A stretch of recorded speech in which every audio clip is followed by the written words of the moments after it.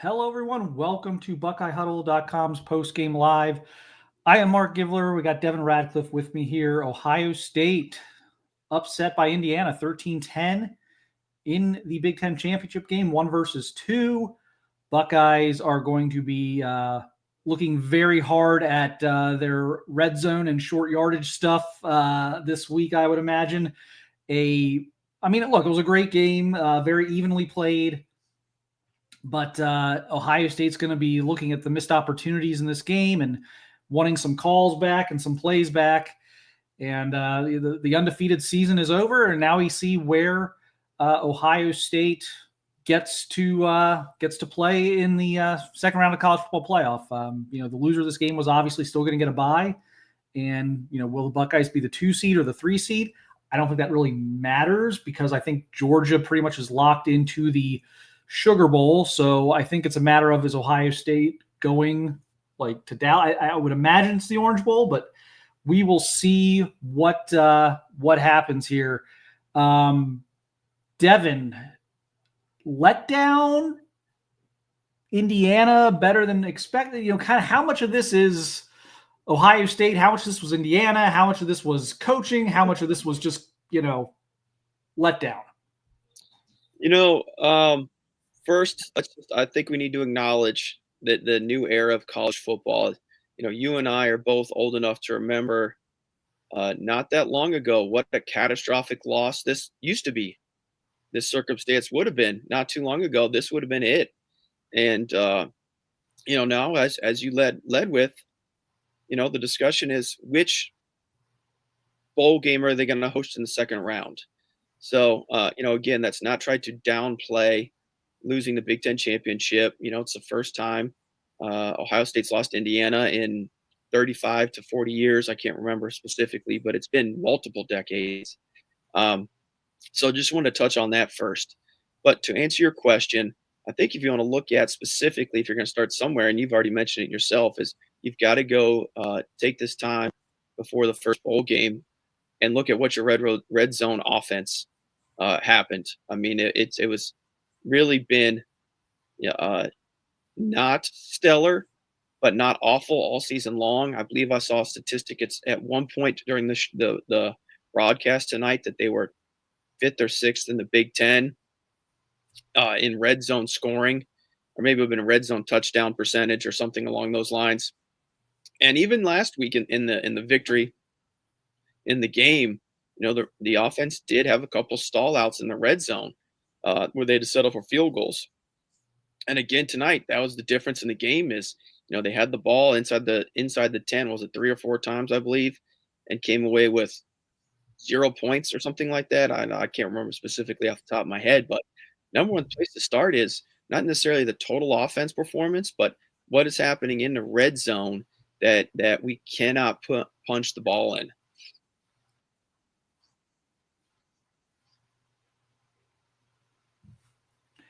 Yeah, we can kind of, there's 2 things to kind of break down here is kind of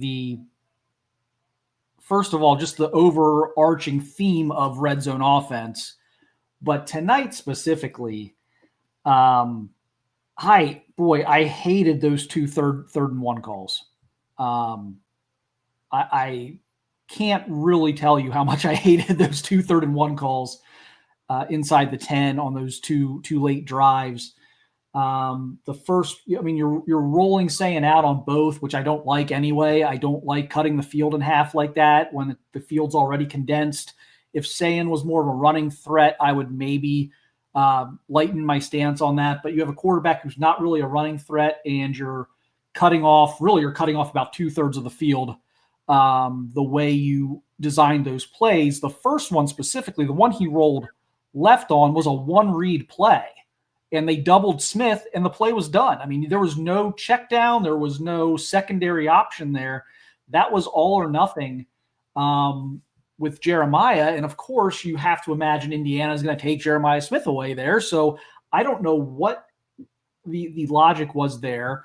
Then you go for it on 4th and 1, do the QB sneak, which I agree. Look, I'm never going to criticize going for it on 4th and 1 inside the 10 and running a quarterback sneak. It's by far the percentage play. Unfortunately, Sayin didn't keep his feet. They got the push they needed to get the yardage. Sayin doesn't keep his feet. The review angle was kind of weird. It did look like he was short. So that happens. But then the next time down, again, you're throwing. You've essentially got 2 plays to get 2 feet twice. And you throw on third down both times instead of run the ball. And Jackson had gotten going there in the fourth quarter. I thought you could have run the ball there on 3rd and 1. Again, you roll out and you've got Bennett Christian in the end zone. I mean, that's what we're doing. We're rolling out to Bennett Christian in the end zone. I don't get that. Again, I think you run the ball twice there and live with the result, whether it's 2 QB sneaks or a handoff, a couple of handoffs, or a handoff and a QB sneak, whatever it is. I think you run the ball twice there and live with the result, because at least, again, you'd have them backed up and maybe you could get the ball back. But it just – I hated those 2 third down calls. I hated the kick decision, and not because he missed it. Like, I'm going to take you into the world where he makes that chip shot field goal, and you're still giving the ball – to Indiana last with a field goal winning the game. You're giving it to Fernando Mendoza with plenty of time on the clock to put together a game-winning field goal drive, which he may well have done. We'll never know, but he may well have done. If you get that first down, if you go for it and you get that first down, it is very possible you run that thing like well under 2 minutes, or at the very minimum, Indiana's getting the ball back with about 2 minutes left and no timeouts. You're either making them use all of their timeouts in that situation, or you're taking a ton of time off the clock, maybe both. And so I just thought that was the percentage play there as well. I don't know. I don't know how to kind of put my finger on my overarching thoughts on the game, because it was so tightly played, contested. Both coaches were pretty conservative. But Devin, your thoughts on those third and 1 calls and the decisions to go for it the one time, kick it. I mean, what did you think on those two series, which were the keys to the game? I think it's one of those things where it comes back to kind of the flow of the game, and you're in a 13-10, old school Tressel versus Lloyd type of game, where every yard and a half is just clawed out. And I think in those circumstances, to your point, you need to look at what can just get us the first. What is the highest percentage play just to advance the ball? Mm-hmm. And I understand the logic and, hey, let's take this shot here to the, best receiver, best player in college football, 99 times out of 100, and you hit it. It's a great call. We're not having this conversation, but, Indiana's been all over it. Your quarterback has been shaky all night. Protection, hasn't been great. Even with the rollout, like you mentioned, it cuts the field in half, and your quarterback's not really a true run threat at all. So I think that the in hindsight, of course, and revisionist history, immediate revisionist history here, it's just push the ball forward 2 times. Go with the Givler sneak, the Givler push. And just get the first, chew more time off the clock, and just grind it out slowly but surely. Again, all revisionist history. We've already kind of led the show with, this is obviously got to be the first thing they're looking at. How can they fix this part of the offense? Because big picture, they moved the ball relatively well tonight, especially in the second half. Bo Jackson got going, hit some shots in the pass game, but you got to come away with points in the red zone with championship aspirations. Yeah, I just, again, it's so easy to sit here and be like, well, that play didn't work, so it sucked, or that play worked, so it was great. I just philosophically, when your quarterback is not a dynamic runner, to give him a one-read pass play on 3rd and 1 inside the 10, you're the number 1 team in the country. I would, that's never a play I would call inside the 10. That's just never a play I would call ever. 1st and goal, 3rd and goal, 4th and goal, up 20, down 20, tied. That's just never a play I would run at the goal line, is a one read play like that. I mean, there was literally no second option. And you double Smith, and there's nowhere to go with the ball, so you have to force it. And then you come back and you run the sneak, which again, I'm never going to criticize a QB sneak. They got the push to get it. He just didn't keep his feet. So we're going to go to Ryan Day and Julian Sain, and then we'll dissect this more.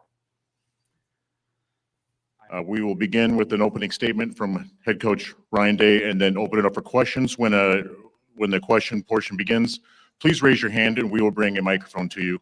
Thank you. Coach.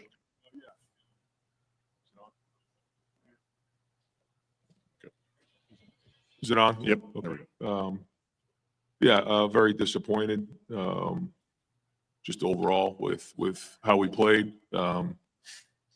Didn't play very well in the situations. Third downs were not very good. Not very good in the red zone, obviously, at the end.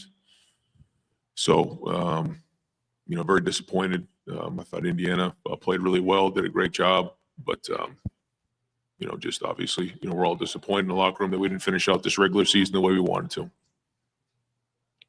Please raise your hand. We will bring a microphone to you for questions. Go here in the front.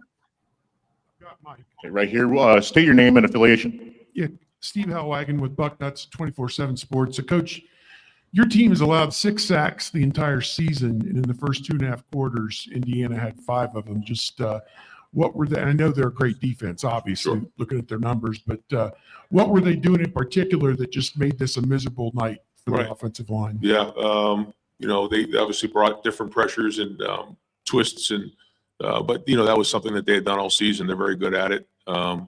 We didn't handle it very well at all. So there were times we did, but we weren't consistent enough. And this is a major lesson for this team, is that it can come down to one play or 2 plays or 3 plays that decide a game like this.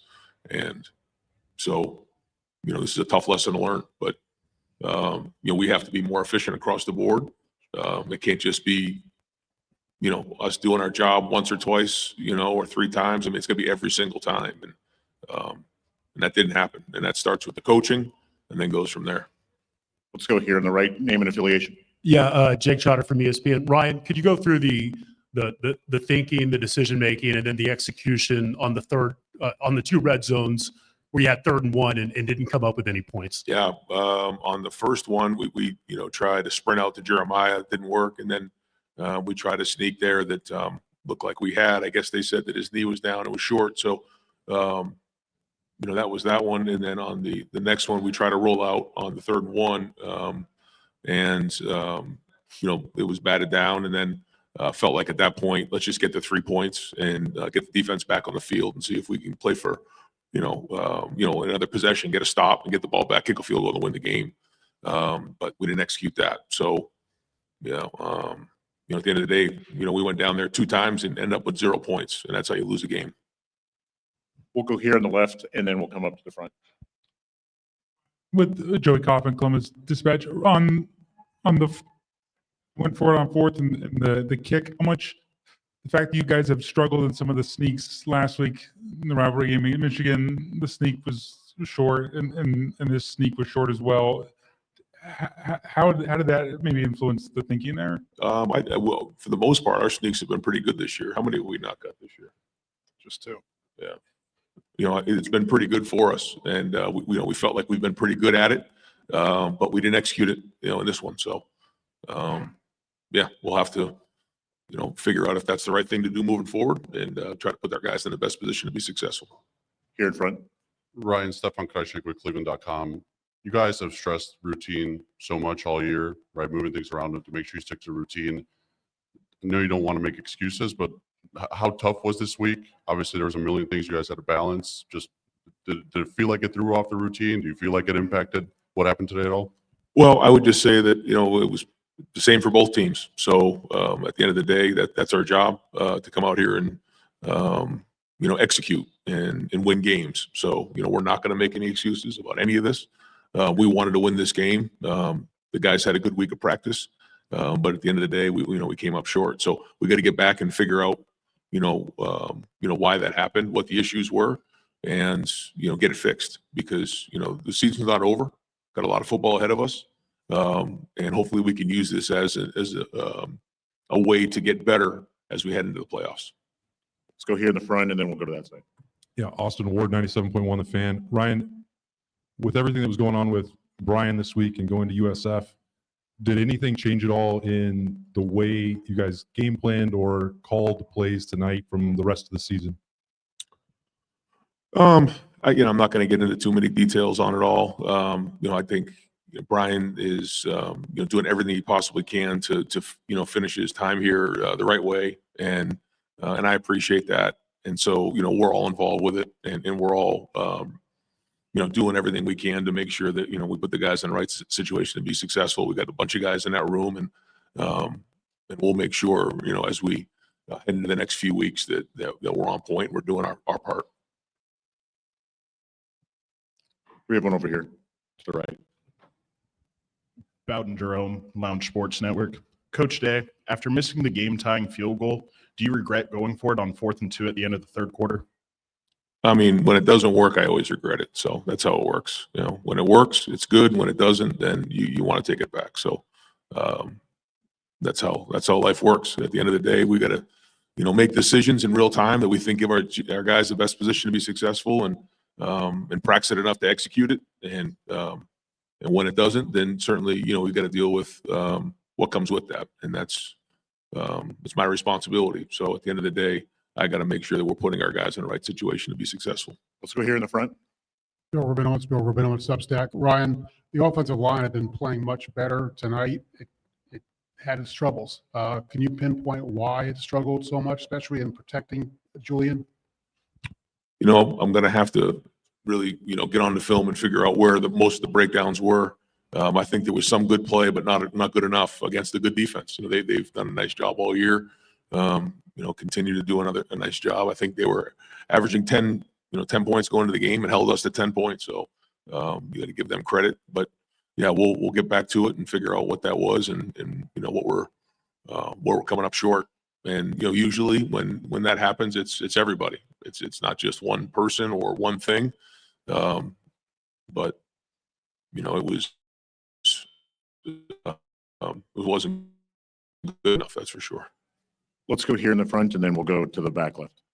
Jack DeWick with the Lantern. Ryan, it obviously wasn't the result you wanted, but Caden was all over the field today, was making plays outside the stat sheet. What did you see out of him, and how important was he today? Well, I thought the guys played really, really hard, and certainly Caden led the way. 3 TFLs, but he's been like that all year, and that's who he is and the player he's become. And so I thought the defense was gritty tonight, played hard, and gave us a chance to win, and he was a big part of that. Over here in the back corner. Ryan, Cameron Teague with The Athletic. Obviously, some of the red zone stuff has worked for you guys. Some of the stuff you guys ran today has worked this year. Obviously, Indiana's a really good red zone defense, but just what did you see in the red zone? And when you inside the 10 twice and you get 0 points, as a play caller, do you start to second guess or change things that maybe didn't work the previous time? And do you feel like that thing leads to overthinking it all? Well, when you get in the red zone, you got to get positive yards, and you have to. We had a couple of drives that started right around the 10-yard line, and when that happens, I mean, you got to get 3 and 4 yards, or else you can find yourself behind the sticks, real quick. And that didn't happen. And then the passes that we threw, on those first and second downs, weren't successful enough. We tried a couple of things that, didn't work out. So, we got to make sure that they're the right plays and that we're executing them well enough and that we're practicing them well enough. All the things that come with it. So, we spend an inordinate amount of time to try to figure out what is the best scheme that fits what you're going to see in the game, and then we go from there. So, we're all involved with it, and we all got to own it. Julian, can you comment on the team's fortunes tonight in the red zone? Yeah, we got to do better execution-wise. Starts with me up. We'll go here. I just got to be able to, when we get down there, just put points on the board, because as a quarterback, ultimately you're judged on, how the offense does and when we score points or not. So I got to do a little bit better down there in the red zone and make sure we end up with points, especially on that quarterback sneak. 4th down, we got to end up with the first down there. Let's go back corner and then here to the. Yeah, Ryan, Rob Aller, Columbus Dispatch. Last year you had that loss at Michigan and kind of regrouped, gave you a chance to kind of re-examine. Do you try to revisit that? Anything that you learned from that moving forward? I think every year is different. Every group's different. But, yeah, I mean, there's going to be, a lot of hard conversation here over the next couple of weeks for sure. It's just not going to sit well with anybody. It's going to sting. And, we can't let this game beat us twice, but we can use it as an opportunity to get better and grow from. But that's only going to happen if we get to work and do it. It's just magically going to happen. So, when you lose a game, it hurts, it stings. That's one of the things that we've talked about all year is, let's not wait for a loss to have great urgency. Let's not wait for a setback to motivate us more. Let's continue to fight every day to make sure that we're on top of all of that. But the truth is that, with this group, I think that this is going to make us more hungry because, this is a competitive group. So to walk off that field without a championship is going to hurt. And that's what we wanted to do. So there's a lot of guys in that locker room that are pissed off right now. Let's do this right here, and then we'll take any questions for Julian Sand. Tim May, Fanstream Sports. Julian, on that third down play there before the missed field goal, what were sort of your options? Because obviously you were looking to the end zone all there and just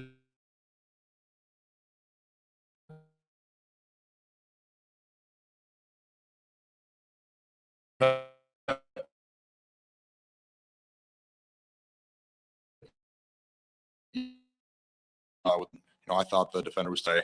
So we got converted on the field. I don't think they could have done anything different on that play or a couple of those plays down there. I know maybe it wasn't perfect, but I thought Julian played well tonight. I thought he played hard. And it was gritty. And had some tough situations where he didn't make bad situations worse, quite honestly. Ryan, for you, third downs were huge tonight for them. I mean, Mendoza hit a couple of huge passes there. Do you kind of give it up to the opposition a little bit? Yeah, I mean, it depends on what you're seeing, but they certainly made. There were 3 of 6 of 13, and we were 4 of 12, and some of those were big plays in the game. So, so we can't let that happen, obviously, but they executed it, and that was part of the game, part of the story of the game.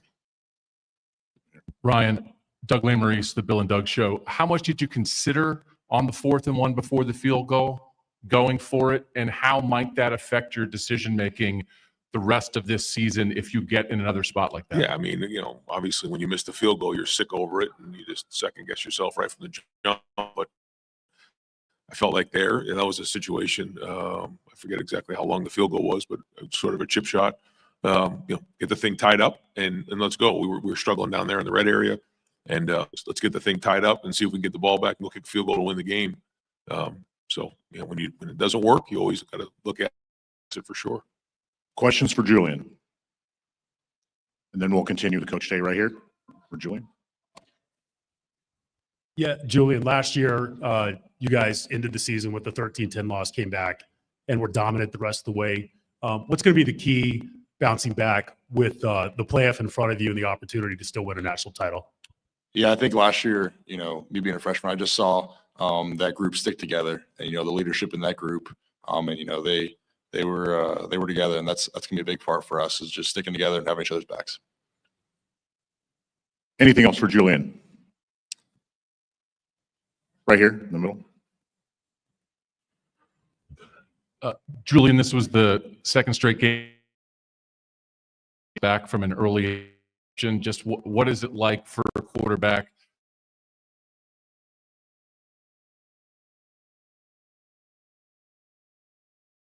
I ended up giving up points for that. So, those points are on me. But, just battling adversity and, not letting it overtake your mind and just being able to move on to the next play. We're going to let Julian go unless you have. Yep. Okay. Joey Coffin, Columbus Dispatch. For Julian, there was a time in the first half, I think it was where your shoe came off on the sideline there. Did that, and then got some taped up? Did that affect you at all later on, or what happened there? No, just the shoe came off, so I got it taped up so it stayed on. And sure. Thank you, Julian. Thanks. Appreciate it. A couple more for Coach.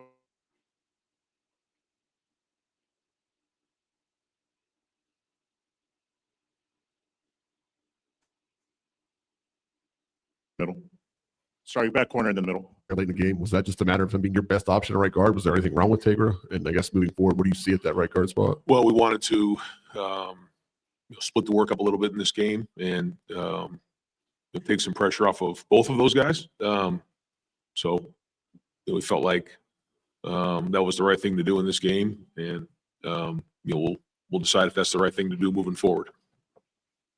Go right here. Tony Girdman, Buckeye Huddle. Ryan, I'm sure you thought that holding Indiana to 13 points would have been enough for your offense. I guess your thoughts on the offense overall, and I don't know, disappointment, frustration. Where are you right now? Well, just finishing off the drives obviously was huge, and really the story of the game.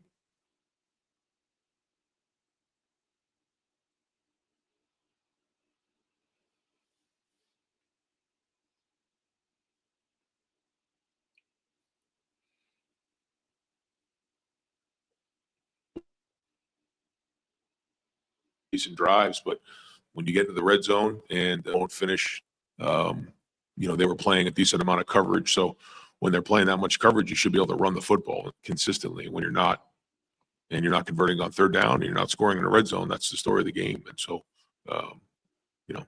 it's a tough lesson to learn, but it's got to get fixed fast. Thank you, Coach. Okay. The Ohio State interview room is open until 12:11. Indiana will be joining us shortly.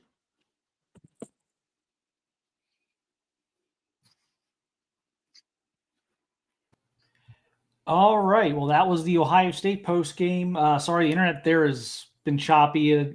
Guys been dealing with that since pregame. So we will take it from here on post game coverage until Tom and Tony and those guys get set up after interviews. But Devin,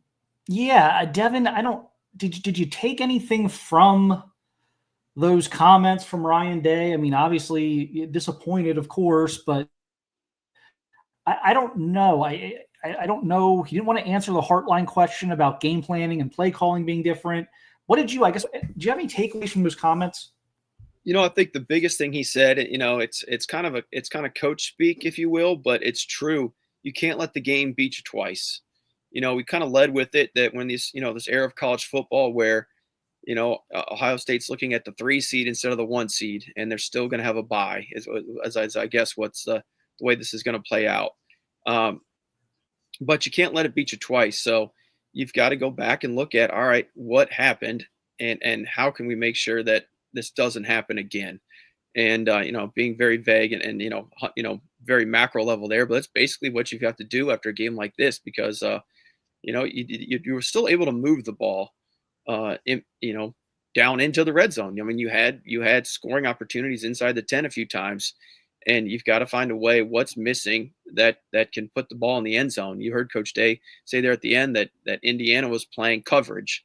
It was tough to tell on TV copy, obviously, what specifically they're doing coverage wise, but, I'm assuming they were, bailing guys out, probably working some sort of combination coverage on, we saw in the 1 3rd and 1 rollout there where they were double teaming Jeremiah Smith. So in that circumstances, Indiana by design is pulling one guy away from the run to double cover Jeremiah Smith. So you've got to be able to, like Coach Day said, move the ball up the field in the run game. So you've got to find a way to be able to do that here down when you get into the playoffs here to, the next month or so.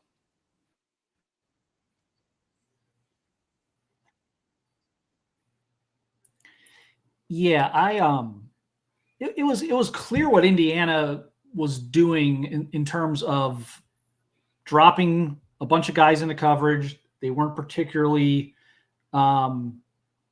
aggressive, I would say, with bringing extra pressure. But at the end of the day, I mean, they're the first team. I think the game plan that they executed is the way to attack Ohio State, so to speak, offensively.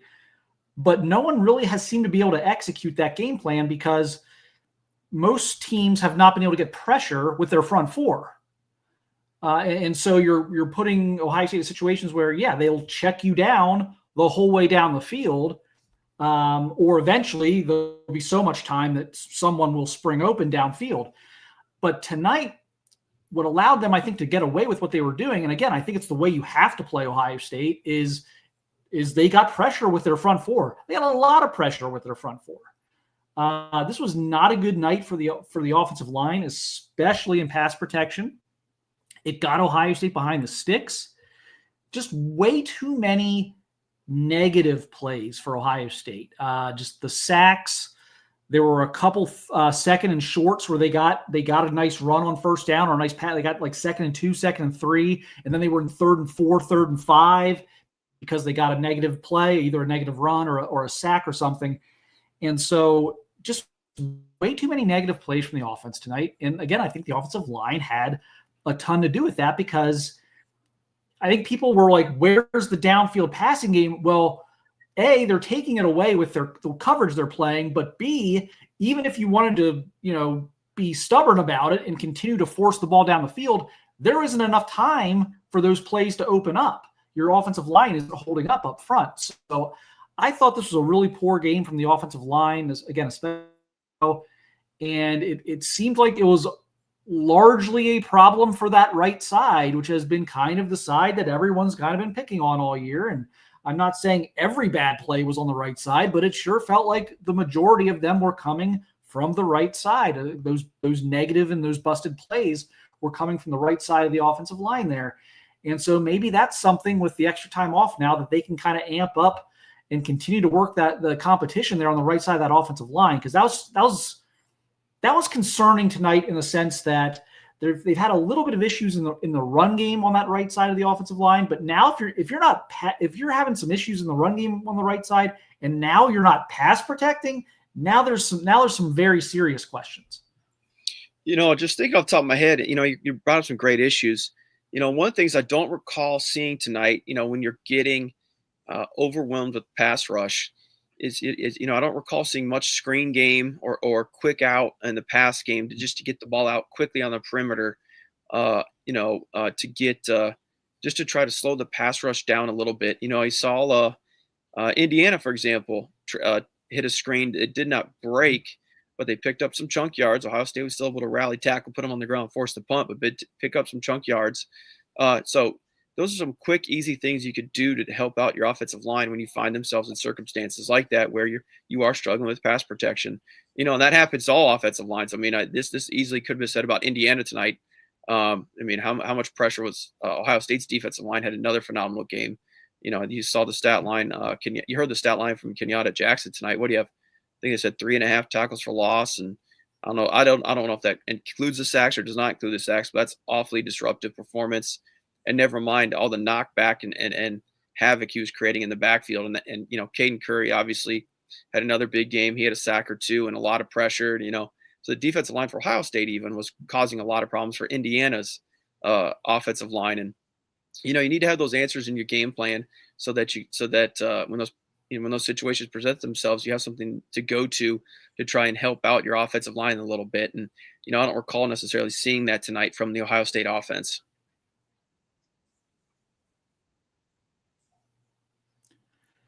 Yeah, I thought the front seven defensively played outstanding. The secondary was interesting. It kind of goes back to my first point of, Mendoza making some really clutch throws and some very high-level throws in terms of ball placement. 2 or 3 of Indiana's big plays tonight I thought were covered perfectly, and the ball was just placed in such a way where the receiver made a great play and the ball was placed perfectly. And just, it was so clear. Jermaine Matthews, the touchdown he gives up, he's in great position, just doesn't make the play. Post downfield, Sonny Styles gets his arm wedged in there. It can't rip the ball out.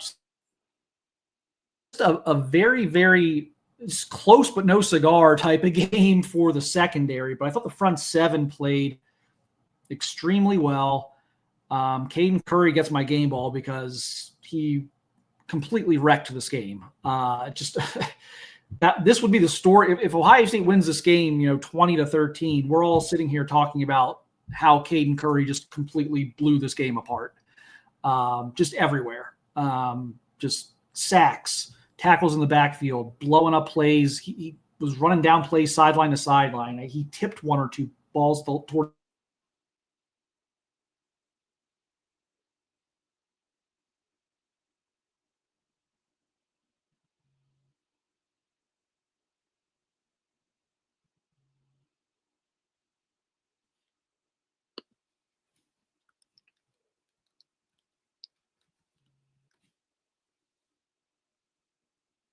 So, I mean, this is just a really good game from the defense that they just couldn't make enough plays in the secondary to like basically give them a little bit of more margin for error. But it felt like there was no margin of error for the defense tonight. I mean, the offense just didn't show up in terms of making the key plays at the key times. Again, this is one of those after the game, comments you make, in circumstances like this. But at the end of the day, defensively, still held them to 13 points. That's a winning effort. I know there's certain situations you can obviously go back when the game's that tight and look at and go, if he was got his hand here instead of there, go to turn this way instead of that way. You pick a couple of those pass plays that like you did a great job illustrating. Lorenzo Styles having his hand in between the receiver and the ball, and the receiver still holds on, or Matthews has all over him and doesn't get his hand up in time. Obviously, those are things to go back and look at. But end of the day, defensively, still holding to 13 points. I believe statistically was Indiana the number one scoring offense in the country, if I recall correctly, going into this game. So, as a coach, you obviously go back and look at every single thing and evaluate, especially now when you're going into high stake playoff circumstance. Because as we saw tonight, those are things that make and break you. And going forward in the playoff and the championships. Championship chase. So you got to evaluate all that as well. But end of the day, still defensively, they held a really good offense to just 13 points.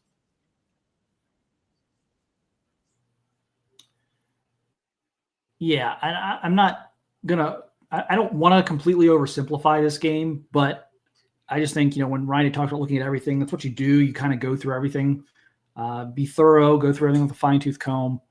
But I really for me, the crux of this game came down to offensive line not being able to pass protect, poor play calling inside the red zone. That's to me what needs to be cleaned up. Again, I hate the rollouts inside the 10, especially in short yardage. Like when you can still get a first down when you're talking 3rd and 1. Why are we? It's not even half the field at that point. When you roll out at the goal line, you're taking away 2/3 of the field. And I really hated those calls.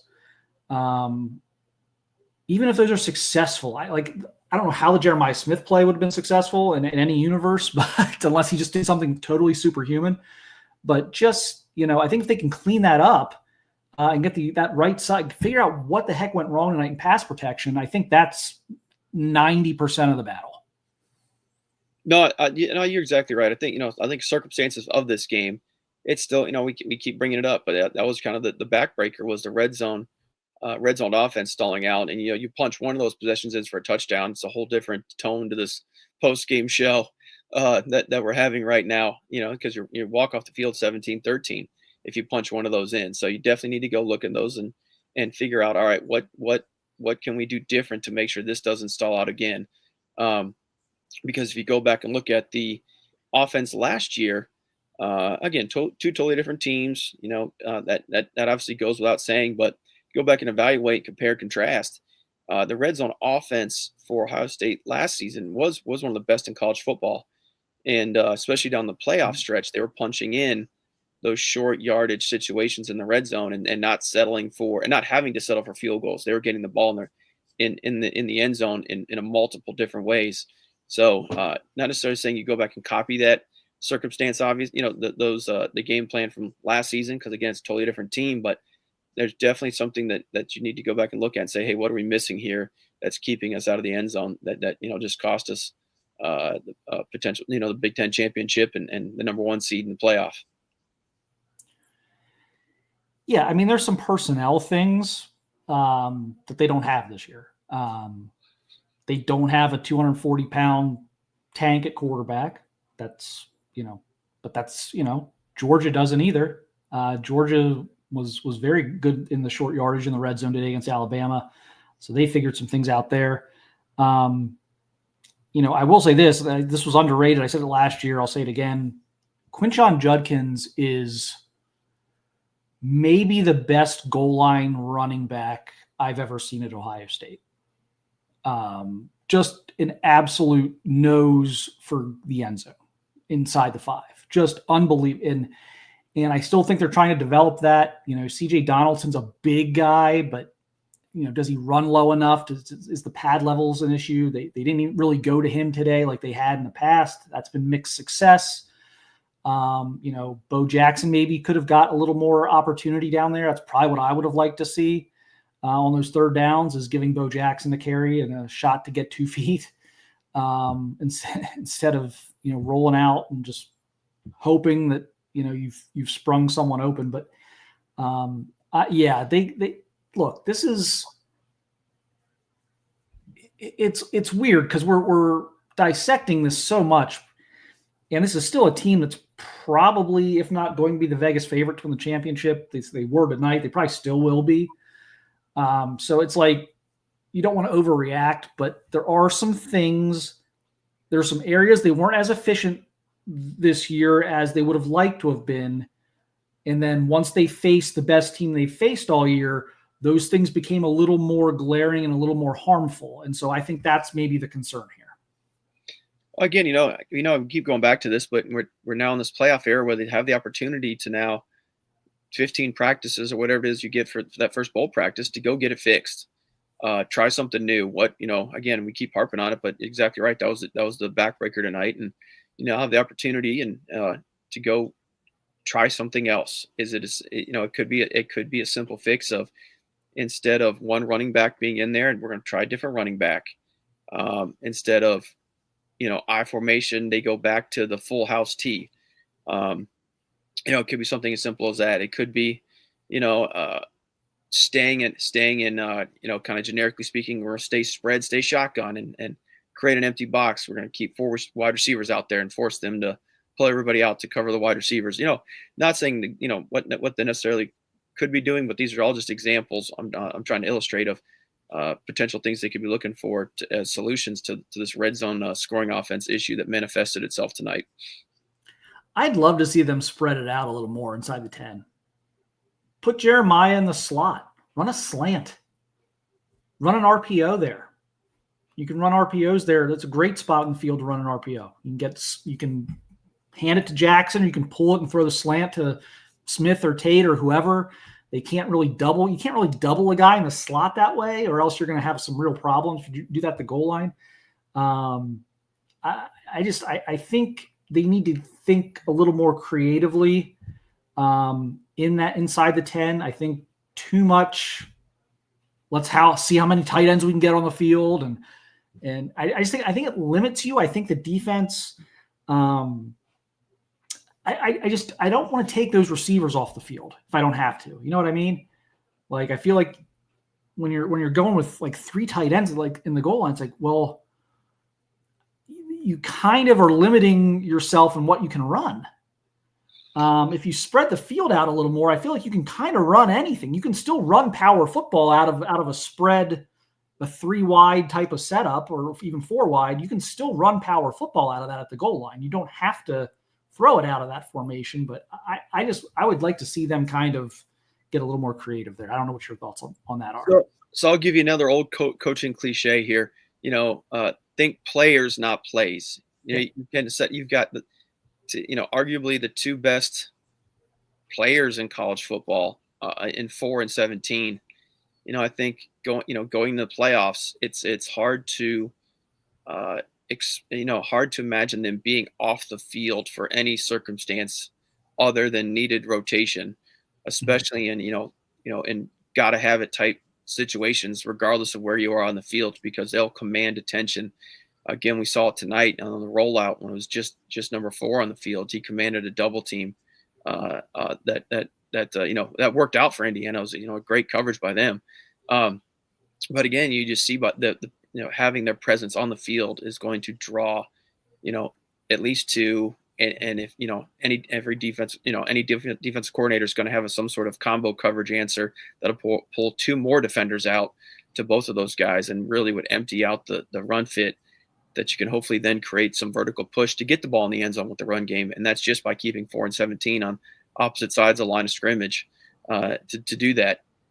So again, that's something that you can add to the list of things. Hey, as a potential thing that they could look at here in their bowl game prep is, all right, how can we utilize 4 and 17 and make sure they're getting more touches in the red zone or the threat of them getting a touch in the red zone to create opportunities for others to move the ball up the field. Yeah, it's a shame they had those play calling issues inside the 10 in the second half tonight, because I thought after that, and this is another thing we can get into here in a minute, but after that disastrous opening drive of the second half, I thought they adjusted really well offensively. They said, okay, this is what's going wrong. Here's where we're struggling. Here's where they're getting us. Let's run a lot of play action rollouts. Let's get the tight ends involved. They're doubling our receivers. Let's get something quick. Let's get the ball out of his hands quickly. And the running game got going a little bit. And I thought they adjusted really nicely after that, but then they just shot themselves in the foot, I thought, with the play calling there inside the 10. So it's interesting. We'll kind of see, but another thing I think that I don't think it went unnoticed, but Ryan Day preaches that middle eight. That was a disaster tonight. The middle eight I think the middle eight probably cost them the game tonight almost as much as those 4th and goal decisions or those 4th and 1 decisions inside the 10, because you look at it and Ohio State's up 10-6 with the ball with 3 minutes to go in the first half and 3 timeouts, and they're getting the second half kick. If you would have told me at that point in the game that we were going to fast forward to the 8-minute mark of the third quarter and they were going to be down 13-10, I would have checked your BAC. I would have not even, that would have never even been a thought in my mind. Yeah. And so, yeah. No, it's another great observation you make there about the middle eight there. And the opportunities they had there, even in a tight game like this where a field goal was a difference, even if you come away with kicking a field goal there to end the half and you start the second half, go down and kick another field goal. I mean, that's the difference in the ball game right there. In a game that the game is a 3-point game, 13-10, every point you can muster matters. And if you come away with just 6 points in that circumstance, it just changes, obviously changes the game. All I got to go back is look at last week and the difference 10-9 versus 17-9 made in the game. And I know they didn't score in the second the second half, but I believe they got 2 first downs and ended with a punt and flipped the field. Again, just won the field position battle, even though they didn't come away with points. So yeah, no, that's all the stuff you go back and look at in a tight game like this is, because everything ended up making a huge difference. 13-10 game, that every play matters when it's that tight. And that's where the O-line really hurt them tonight too, is in that middle eight, because gosh, they get the ball, they get a first down. Then I think they got a second and short on that last drive before the half. And they're running the clock out. You're like, oh, this is amazing. They're going to run this thing down, either score a touchdown or at least a field goal and leave Indiana no time. It's going to be 13-6 at half. They're going to get the second half kickoff. And it's like, oh my goodness, this is going to be good. This is going to be great for them. And the offensive line couldn't pass protect. Sayin gets in trouble, gets a sack. He has to throw another one away. And then you come out in the second half, and it's the same thing. Sayin's got to throw the ball away, gets sacked. Everyone's going nuts about how they blew that play or kind of called that play down. Yes, it should not have been called, in the grasp or whatever, but I will argue that they got exactly what they deserved there, because Phillip Daniels nearly ripped the head off of the Indiana defensive lineman there and didn't get flagged for it. So I think they were exactly where they deserved to be there at 3rd and 27 or whatever it was. But just the O-line didn't hold up for them in that middle eight. And so that that's concerning again when you look at it. Now, Indiana has one of the best front four. So like you're not going to face, not every team you face is going to have that, but you might get something like that out of the gate, because if you're, we'll see what the bracket looks like tomorrow, but you could be looking at a second round matchup with Oklahoma, who might have the best front four in college football. Now, Oklahoma's got a lot of issues. They don't have Fernando Mendoza. They don't have the explosive offense. They got some issues that you don't have to deal with, that you had to deal with Indiana tonight. But you may see a front four that's just as good as Indiana's before you even get to Indiana again. So they're going to have to figure that out, because the last thing you want is for if a team can play you in the sense of like, if they can play coverage and get pressure with the front four, that's a really almost an impossible thing for any offense. You can see it at every level of football. If a team can get pressure with their front four and play coverage behind it and not have to worry about getting exotic or bringing extra pressure or anything like that, that's tough to overcome. And so they're going to really have to figure this out. To your point, all you got to do is really look at Ohio State's defense this year. Pressure with the front four. Yep. That's what made them so good, and they play coverage behind it. And that's exhibit A of, hey, this is how good your defense can be. And I think even going back to last year's defense, I know it's defensive coordinator, obviously different defense coordinator, but big part of last year's run in the national championship was pressure with the front four and playing coverage behind it. So all you got to do is look at Ohio State's, back-to-back number one or, top three scoring defenses the past two seasons have been because they were able to win the line of scrimmage, create a lot of havoc with the defensive line, only bringing four, and a lot of times only bringing three. That worked again tonight even, and playing coverage behind it. So, and again, Oklahoma, you bring up a great example of a team that, kind of is built on the blueprint of creating havoc. And, that's something that. And there's a big to us, I guess. All right. Yeah, we're going to throw it here to Tom and Tony. Here in a second, they're getting set up. So we will get those guys up here. Are you guys ready? Okay. All right. Thank you, Mark. We'll handle it from here as long as I think is it picking up there and we need it to be no, yeah, okay. Yeah, I think we're good. Okay. All right, we're good now. I think we're good. Thank you, Mark. Hey. Hello, everybody. Welcome to the Buckeye Weekly podcast. I'm Tony Gerdeman. Always with Tom or words or something. This again, hey, Ohio State, yes, they lost to Indiana in the Big Ten championship game. We're trying like heck to get the show on. Yeah. Lucas Oil Stadium, the absolute worst place to try to do this because they don't have internet. You don't care about that. You guys want to talk about this game? You'll care about that if we go away. If we go away, that's why. So Tom, I think this comes down to some interesting things, some intangible things that eventually I think caught up with Ohio State. One, this is a recruiting week. This is signing day week. So you've got a lot of time spent that. And these are not excuses. Yeah. I'm just telling you what Ohio State had to do. Mm-hmm. Brian Hartline was off to USF for a good day or so. And so you've had to deal with that.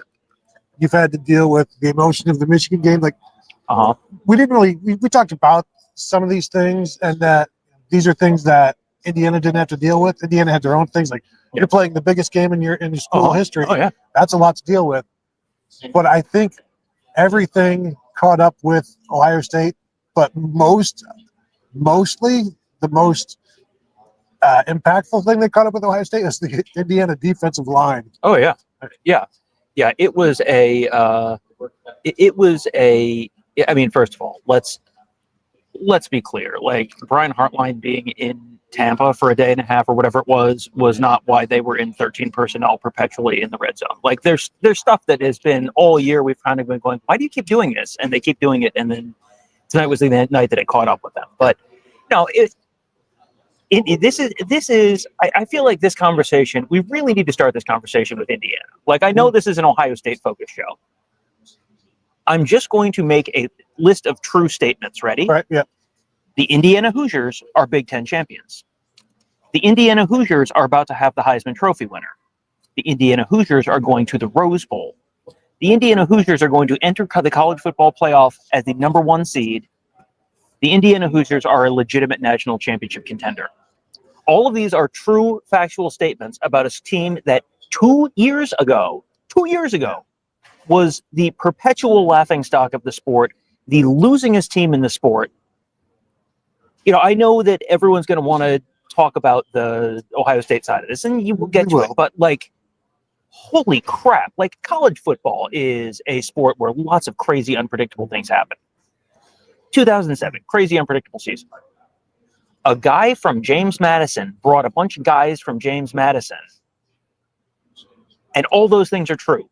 Oh, by the way, James Madison might make the college football playoff, and the ACC is going to be left out. I mean, that is wild.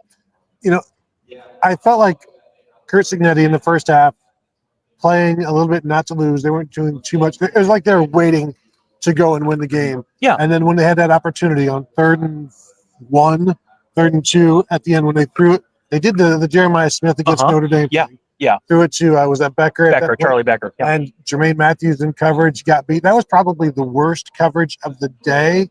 Because I thought on the other big plays, the coverage was there. Yeah. But Indiana made plays. Yeah. And that was the biggest one for them. And I was not able to see it. I was able to hear it. And what I'm hearing is like the O's from they're throwing the ball and then the place goes crazy. And that's the ultimate sign that Indiana was it 70-30, 65-35, 60-40? I was at most, I would say 60-40. There was, looking around the stadium after the game, there was a huge chunk of the stadium that wasn't there. That was not during warm-ups, it sounded like there were more Ohio State fans there. And I don't know if that's just based on where I was standing or what, but then all pre-game, I thought there's more Ohio State fans here. How could that possibly be true? And then when the game started, it was like, oh, Indiana fans showed up. Well, they were louder than Ohio State fans. Well, they had more stuff to cheer about than Ohio State fans. Did they? Well, throughout the game, they were louder. Indiana fans are still at the point in the cycle where they're grateful for stuff. Yeah. Oh, yeah. Which, that Ohio State fans have outgrown that long ago. But it's this is a Indiana played. If you go back and watch the How Does Indiana Win This Game show that Tony and I did, we talked about the fact that it is a keep it close, hang around. They're not going to run Ohio State off the field, so you got to keep it close, hang around, and win it in the fourth quarter. And that's what they did. And I thought the second field goal was, I didn't think they were going to keep Ohio State out of the end zone as much as they did in the second half. I thought Ohio State was going to get into the 20s, and I thought kicking that second field goal was going to catch up with them. And then it didn't. And, for Ohio State to be inside the 10 twice and not get anything out of it, that was the ball game. That was the ball. That's it. Inside the 10 twice and 0 points. And, poor Jaden Fielding. I know everyone's mad at Jaden Fielding. Jaden Fielding didn't lose that game. Just in the same way that Jaden Fielding didn't lose the Michigan game last year. He missed kicks, but he didn't lose the game.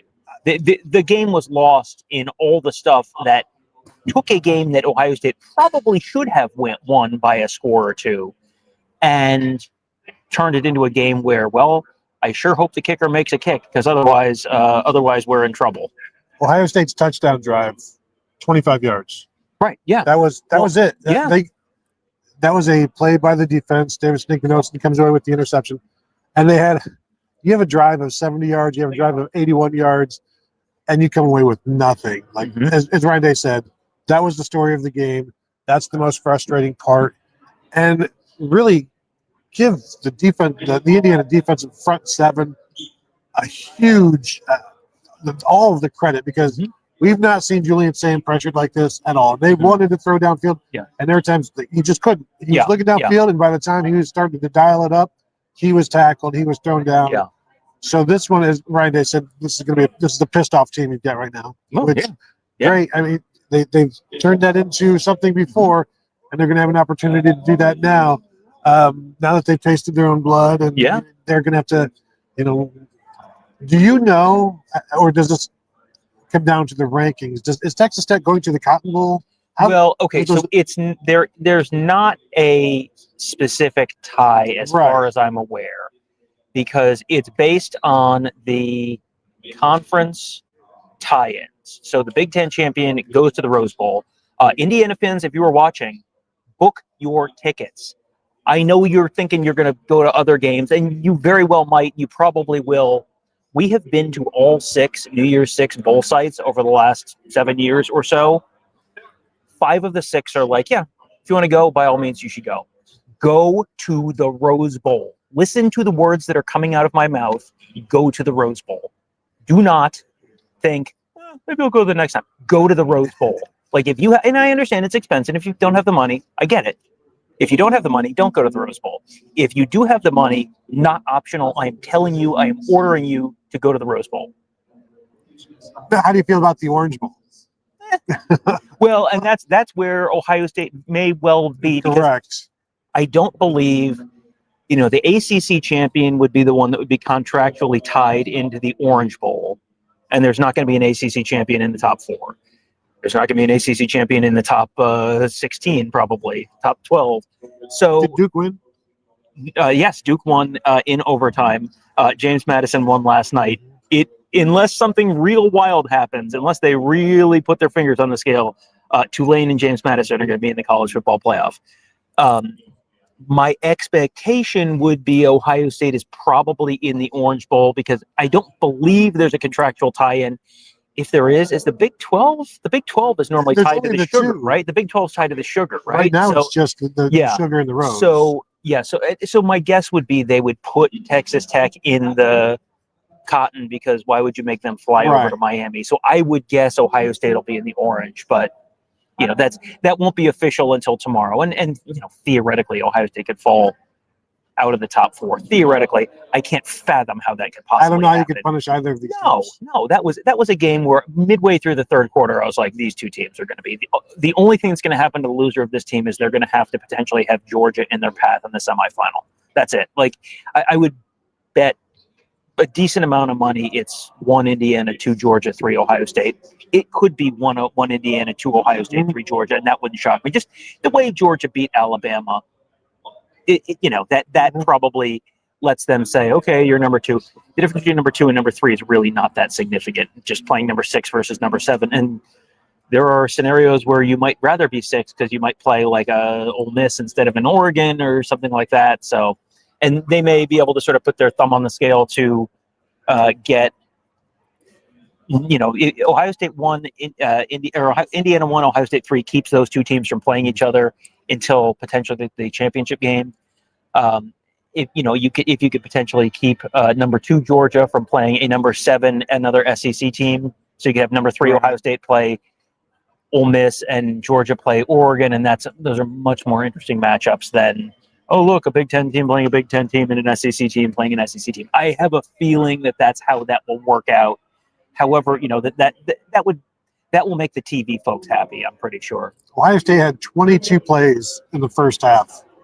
And so I think that limited Julian Sayin and the offensive staff's ability to figure out what in the world is Indiana doing, because it felt like Julian Sayin was just slower on most of his snaps than he's been all season long. And there was a delay there. You saw him have to scramble at times. So I think Indiana did a fantastic job. As you see some of the numbers there from today. They were, I think, 0 for 4, 0 for 5 on third downs in the first half.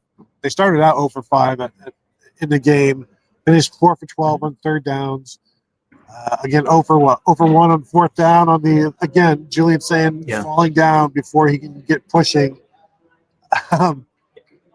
They were up there. Julian Sayin and Ryan Day were the two that came out here. And Ryan Day was asked about the sneak and how do you feel about that? He's like, well, I thought we've done pretty well on the sneaks. And he's like, he asked Julian, like, how many have we done? And Julian says, like, 2. Well, and one of them was against Michigan and didn't make it. I know they've made. They have made some. I'm not. They're 0 for their last 2. Yeah, and that was one of the things where you got to the end of the game and you're down 13-10 and there's 3 minutes left, and I am the biggest pound the table for you should always be going for it. The numbers said in that moment that you should be going for it. But I absolutely understood situationally where they've struggled in 4th and short, 3rd and short for the last couple of weeks. You're down 3 points. You kick the field goal. you tie the game, and then you put it on Indiana's shoulders where, okay, you want to go win the game, go, you want to go have your Heisman moment, go have your Heisman moment, hot shot. And then they miss the field goal. And, that's unfortunate. I understood the process there. I didn't have a huge issue with the process there. And I also think it's worth mentioning Nico Radicic, the kicker for Indiana. How many times last week did we say hasn't missed a kick all year? Missed a very makeable. It was a 39-yarder and not much wind in here. So, this is a big moment. You're putting a lot on the shoulders of a young 20-something kid in both cases. So you can't expect perfection. These are not college kickers are not known for being perfect at all times. I was sitting there. So Ohio State gets the ball back with 10:45 left in the fourth quarter, and I'm talking to somebody. I'm like, well, you're guaranteed 2 more possessions, unless, of course, you take 8 minutes on that one drive, because it became, well, we need to score, and then at maybe midfield-ish, it turned into, let's try not to give the ball back. And that's fine, provided you score. Provided you score, and yes. if you don't score, then you've just doomed yourself. And so you've limited your opportunities. Yeah. Well, in the second half, 2 of their drives were 12 plays, 70 yards, 6 minutes and 58 seconds off the clock, downs.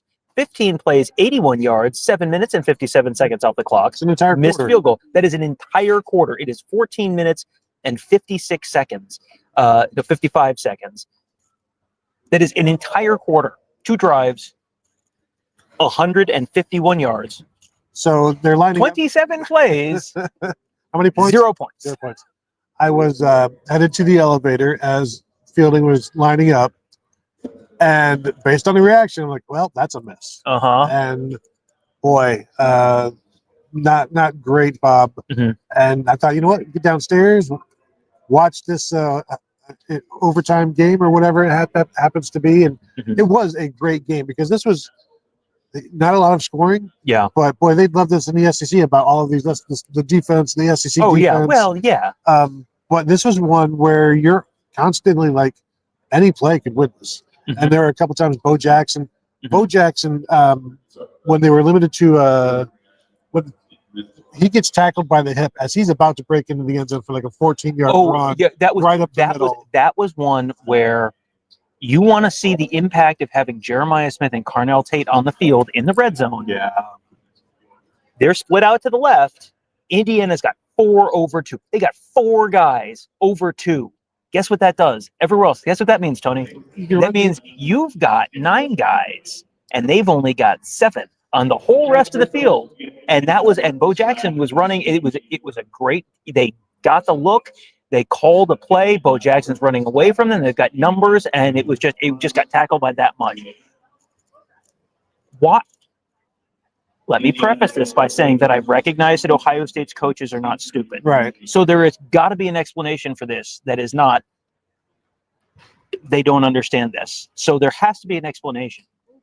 Why are Carnell Tate and Jeremiah Smith not on the field in the red zone? And why, when they are on the field, if you get singled up, are you not throwing a fade to them or a slant? If they're playing outside leverage, you throw a slant. If they're playing inside leverage, you throw a fade. Why are you not doing that once a drive in the red zone? Because what you are doing sure isn't working. Well, I thought we got away from the 13 personnel, and I wanted to ask Ryan about that. But the answer is, what did you see from Indiana that thought this would be good to go back to? And I'm sure he would say something like, well, we've never gone away from it. It's like, well, you've gone away from the heavy usage of 13 personnel. I don't have the numbers in front of me. Ryan Day would know better than I would on those numbers, but it sure seems like they'd gone away from it for the past month. And then for some reason it was back in vogue tonight, and it's not effective enough. 10 points effective. Yeah. And when you had your only scoring drive comes off of an interception, your only touchdown drive comes off of an interception, and your field goal drive comes off of a 40-some yard pass play to Jeremiah Smith that probably should have been a touchdown, but was a little underthrown. And I'm not going to fault Finlayson, who was getting pressured. His feet, the defensive linemen were getting to his feet at that point. So it's a complete pass. You get to the red zone, do something with it. Yeah. But yeah, we did see the heavy tight end personnel. There's one play where Jelani Thurman was running like a 9 route. He was lined up wide. I'm sure that's just to take the defense away or whatever. But you can do that with other players. Right. Yeah. And taking either Jeremiah Smith or Carnell Tate off and down inside the 5. I said this to somebody else. Anytime you're removing one of those players, the defense thanks you. Yes. You should never do something that the defense thanks you for. Right. Yeah. Put yourself in. This is the Dwight Schrute thing. Before I do something, I think, would an idiot do this? And if I think the answer is yes, I don't do that. Before I do something as an offensive football coach, I think, will the defensive coaches be happy to see this? And if I think they will, I don't do that. Like, I recognize that football is a complicated game. I recognize that there are a million factors beyond the stuff that you and I can possibly fathom that go into all of these decisions. I would like to have that explained at some point, because it seems so screamingly obvious we've talked about that a bunch this year, where they're struggling in the red zone, and it's like, well, what if we just did it harder? Like, what if you did something else? Like, but I reckon they tried once in Michigan, and the throw was a little high, and they tried once tonight, and I think there was one that was like right in front of me, and I think he just wasn't open and Sane threw it away. Yeah. I think, but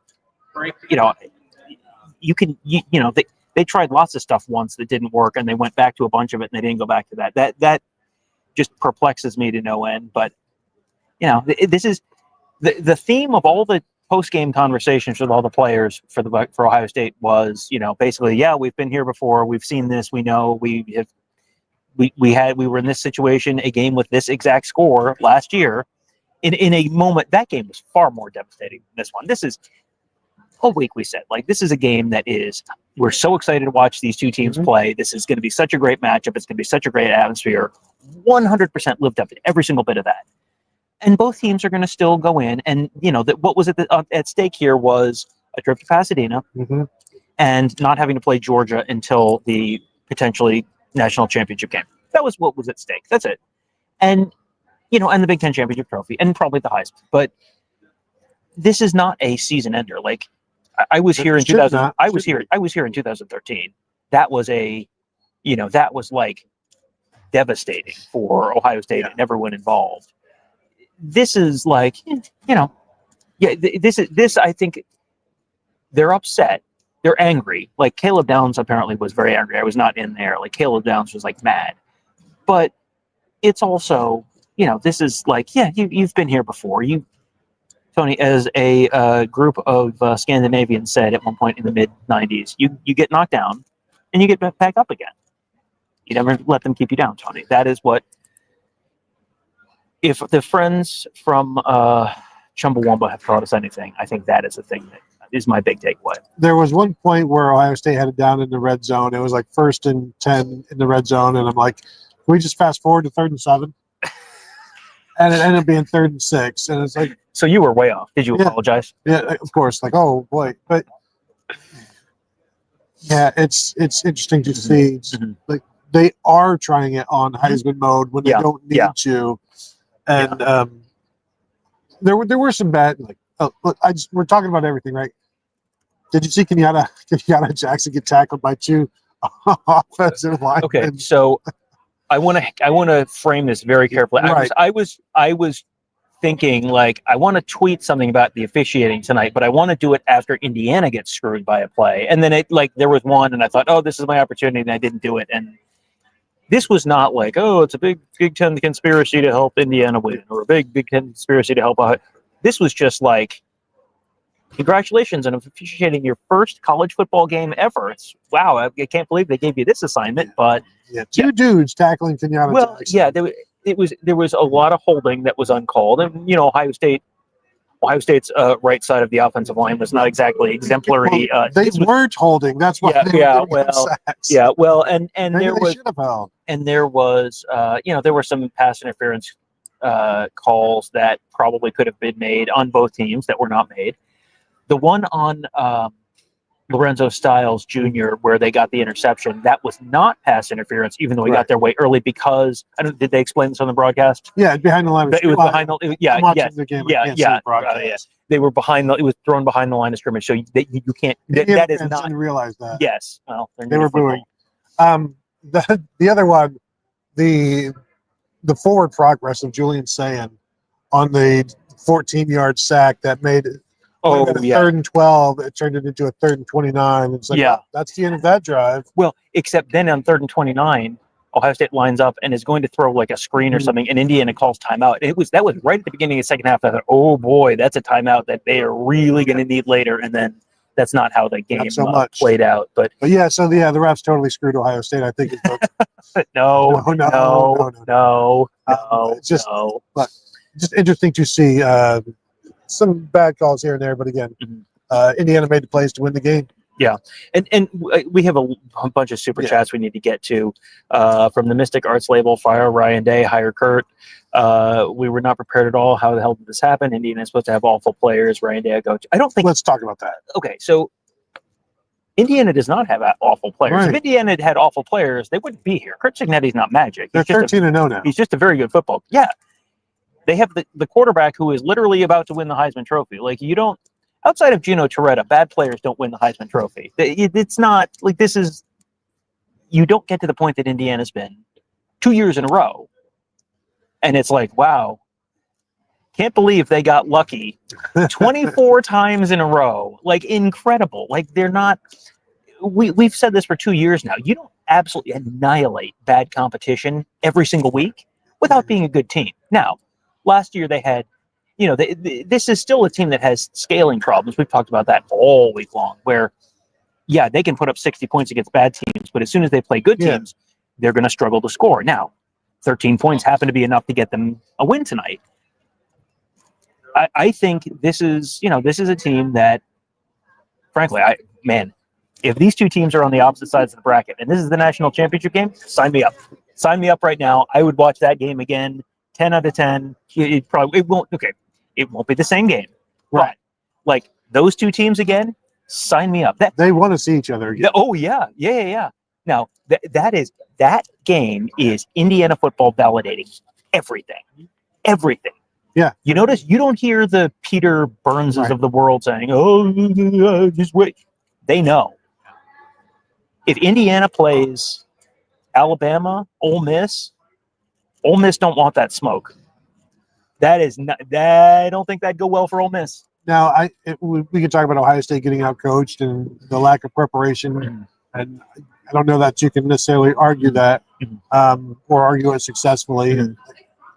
It did not go well for them, but it did not go great for Indiana. It just went well enough. Yeah, like this is a very tough, hard-fought game. And another one from the same person. Ryan Day made a critical mistake in promoting Brian Hartline to OC. Should have picked the best person for the job, and Hartline was not it. I mean, boneheaded choice. Brian Hartline is a person who is a very crucial part of the offensive coaching staff. It's the side of the ball where Ryan Day is still in the building. This is still the Ryan Day offense. This is not Brian Hartline. And this is not like Brian Hartline is the only person making these decisions. This was the game plan that the coaching staff came up with and the coaching staff put together. And you can agree with it or not, but this was not like Brian Hartline solely doing this. And, he was in Tampa, so he was late and he got to school on Thursday morning and went, I forgot to do my homework. Like, there are issues, but if Ryan Day wanted them to not do the 13 personnel crap anymore in the goal line situations, they would be doing it. Like Ryan Day is still ultimately like, you know what the org chart looks like. Right. So this is not Brian Hartline. And, Brian Hartline is going to be on his way to Tampa after the next time that Ohio State loses. The next time Ohio State loses, Brian Hartline will be on his way to Tampa. And so, this was not a loss that was caused by Brian Hartline being the offensive coordinator. I think the game plan was not great. Yeah, but it was lost. I think this game was lost during the week. Yeah. And there's a lot of stuff going on during the week. Okay. So now there's been a lot that I've objected to in this, but The offense really wasn't that great all year. Like, Indiana's a top offense and defense. Indiana just scored 13 points. Right. Like, Indiana is very good. Indiana is a legitimate and deserving Big Ten champion. They are a legitimate and deserving number 1 seed in the college football playoff. 100%. I don't want to take anything away from Indiana. Did you come away from that game thinking Indiana is clearly a better team than Ohio State? And if Ohio State and Indiana play in the college football playoff, Indiana is what percentage chance do you give Indiana winning in the college football playoff if these teams meet again? 40. Yeah, I think they're going to be the underdog, I would think. Yeah, well. I think 50 is a perfectly fair number. I think 40 is a perfectly fair number. That is a game where that's how Indiana wins that game. Like, go back and watch a show where we told you this is how Indiana wins the game, and we talked about the defensive front. We talked about the linebackers. We talked about trying to keep it close, trying to just turn it into a rock fight, trying to get into the fourth quarter and hope that Ohio State didn't handle the fourth quarter well. Yeah. I mean, we do the show where Ohio State wins. We do the show where Indiana wins. Generally, we have a decent sense for what it's going to look like if one team wins or the other one does, and that was basically the Indiana wins game. Now, is Ohio State going to be, is Ohio State going to have, 10 points and 4 red zone trips or whatever it was next time? Probably not. And Indiana had, both teams got turnovers that kind of got the ball, gave them short fields that they turned into points. That was not a game that I watched and thought, well, Ohio State's going to have no answers the next time they play this team. No, I would love to see it. I think everybody would, because it could be the same outcome in terms of Indiana winning. I don't think anybody would doubt that. Yeah. But a lot of things went wrong for Ohio State. Indiana forced some of those things, most of those things. Yeah. And you'd have to do it again. And, some of the players that we talked about leading up to the week, Isaiah Jones, fantastic. 2 sacks in this game. Yeah. Elijah Hardy had a sack. He led him in tackles. Mm-hmm. We talked about how they don't like to get away from the linebackers, and their first interception came with 3 linebackers on the field against Ohio State's 11 personnel. Yeah. And the 7 yep. Sure did. Lewis. Yeah.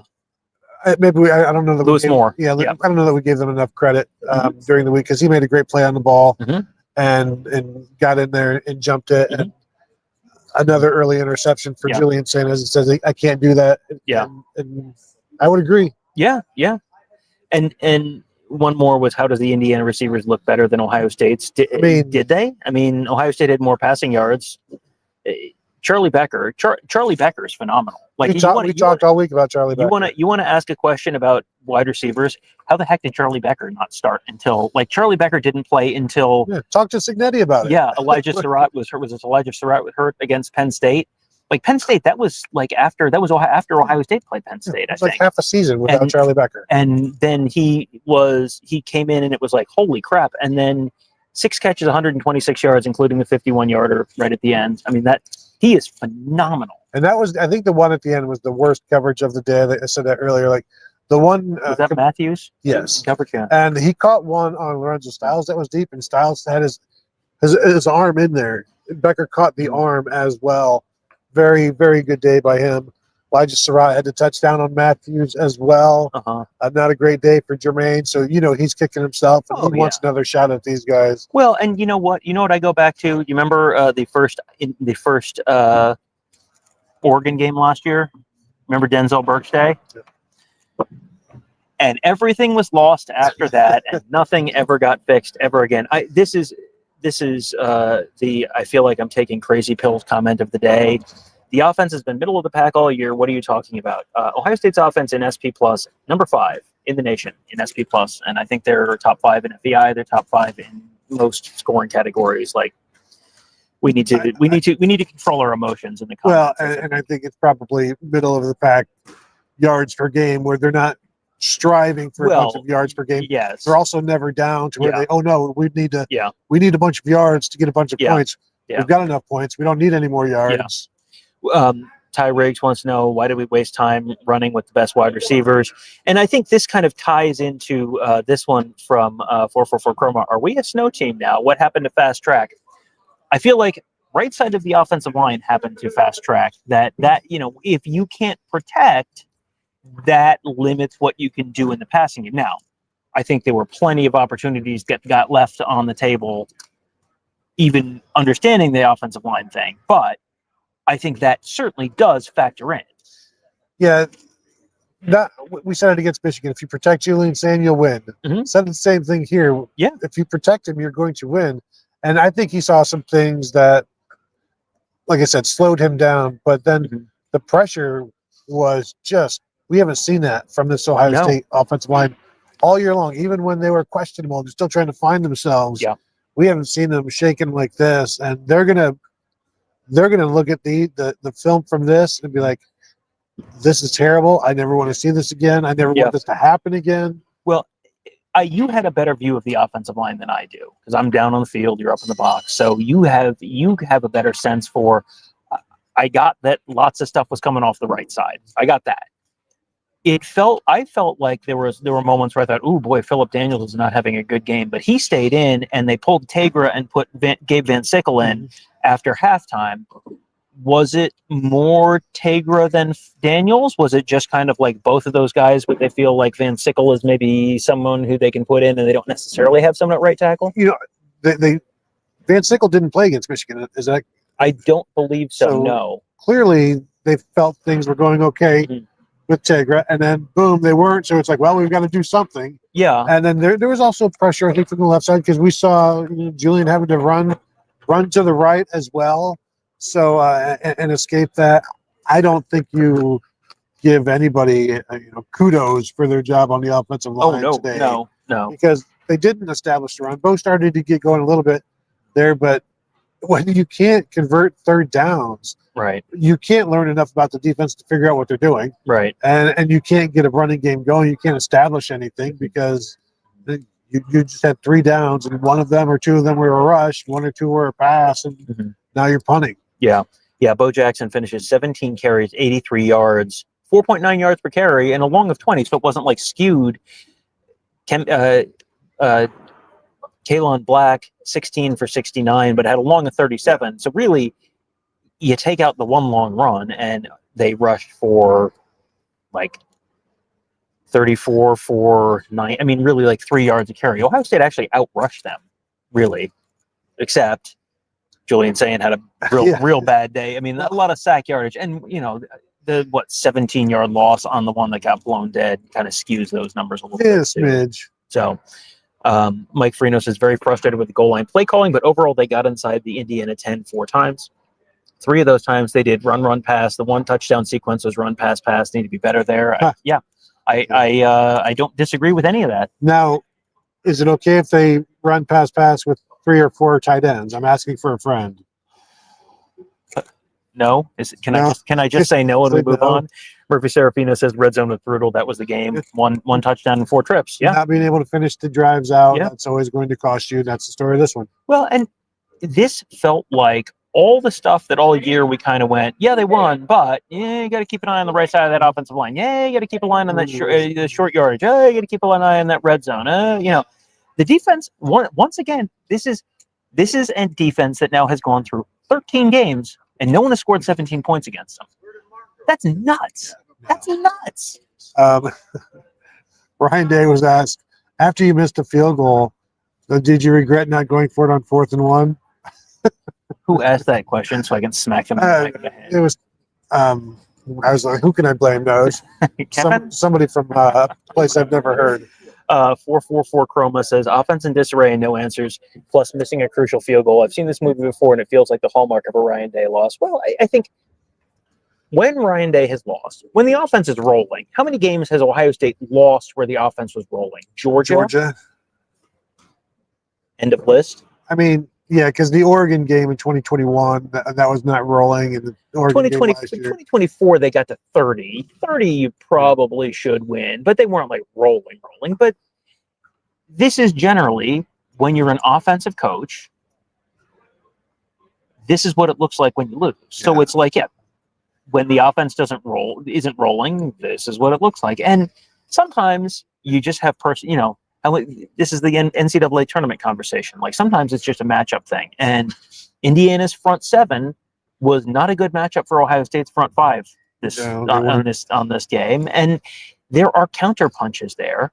And I would certainly expect that if these two teams play again, you will see Ohio State take a different approach in the red zone. I would certainly hope that if these two teams play again, you would see. And this is the first loss for Ohio State in more than a calendar year. This is an Ohio State team that had just won 15 games in a row. So, this is not like, 16 games in a row. Sorry. This is not an all is lost by any means. This is okay. All the stuff that you've sort of seen, like, yeah, that might be an issue. Like, it all turned out to be an issue all at the same time. So now, okay, what's the solution? And if there's not a solution, what's the workaround? There's always a workaround. You now have 3.5 weeks to figure it out, and then you're going to go play. I want to know. I mean, I'll be fascinated to see tomorrow who Ohio State's playing. I was going to try and look at.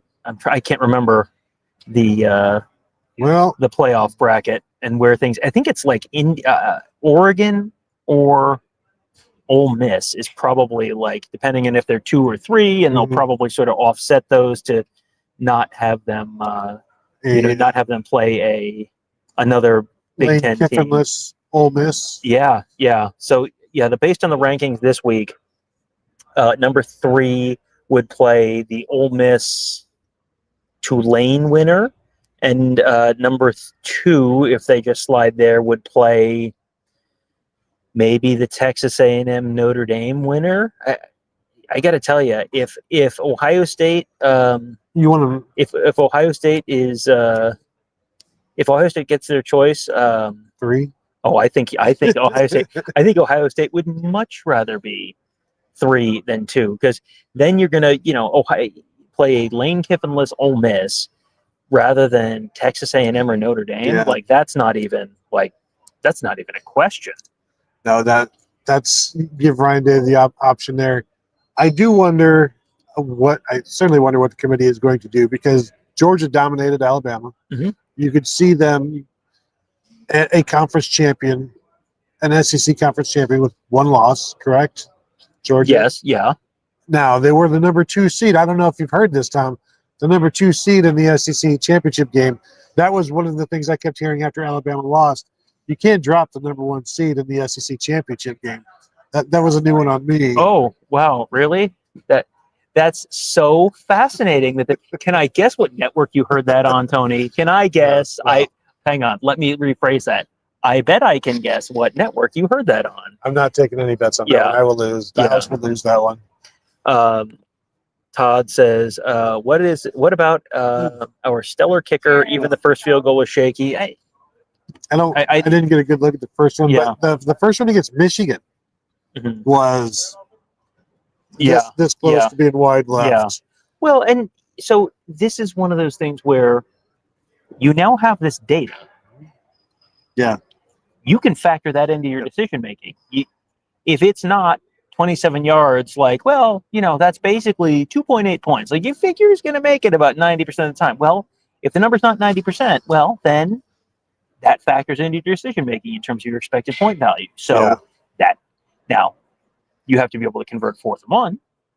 That also factors into your decision making. Football's too hard. You have to assume he's going to make that. And guess what? People fail at stuff sometimes. That is a thing that happens sometimes. People don't always execute exactly what they want to do. But this is not the absolute end of the world by any means. I want to be super, super clear on that. This is a loss. Ohio State would have rather won than lost tonight. There you go. That's the insight that you're here for. Ohio State would have rather won than lost this game. But losing this game is not the end of the world by any means.